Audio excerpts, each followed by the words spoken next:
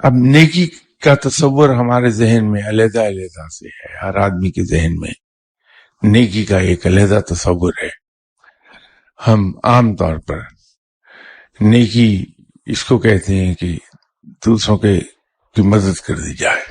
یہ کنسیپٹ ایک طریقے سے کلیئر ہو جائے گا کہ اگر ہم یوں کہیں کہ ہم اپنی زندگی کے رویوں کو سنت کے سانچے میں ڈھال لیں تو عین نیکی ہو جائے گی، کیونکہ یہی وہ چیز ہے جو رب چاہتا ہے کہ مسلمان زندگی اس انداز میں گزارے.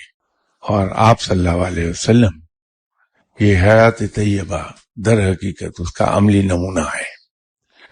بلکہ سیدھی بات یہ ہے کہ ہم اپنی زندگی کے رویوں کو اور زندگی کے اسلوب کو سنت کے سانچے میں ڈھال لیں، اور ذوق اور شوق اس کی بنیاد فراہم کرے گا.